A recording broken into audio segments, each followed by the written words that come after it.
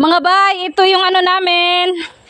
Mga madi, mga bay, ito yung ulam namin ngayong tanghali. Maglitsyon kami ng manok. Mag-ihaw ng bili, pork. At saka yung si Ate V nagpaksiw. Paano kami papayat nito? Masisira na naman dahil. Wala ngang bisyo. Pero doon naman sa Lamo napunta.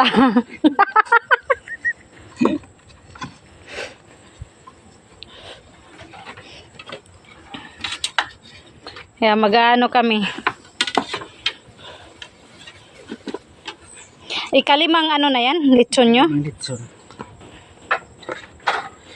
Mga bay, ikalimang litson ito yung mga bay.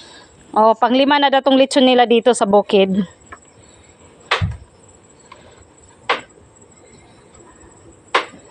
Ang magagawa sa buhay, ganito-ganito talaga. Kain habang buhay. Kakain habang may ipin pa. Kasi kung wala na, hindi na manguya. Kasi daw, kuya, totoo talaga rin sinasabi nila. Pag wala ka na daw ipin, Walang lasa. mag-iba daw ang lasa. Walang lasa.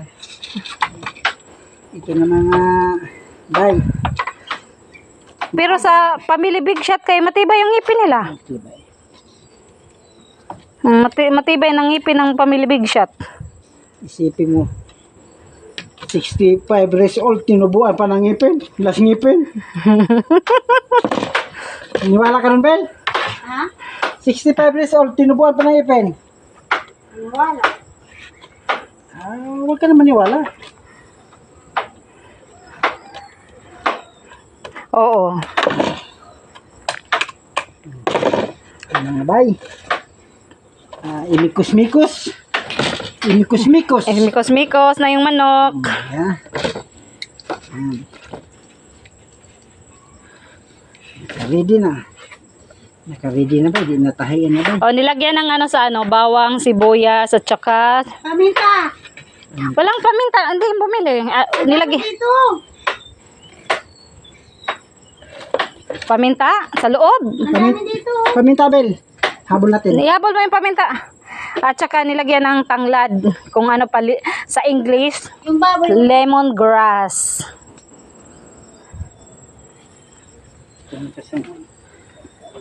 Kulang? Kulang marami ito. Kulang pa yan, be? Iano mo sa katawan din.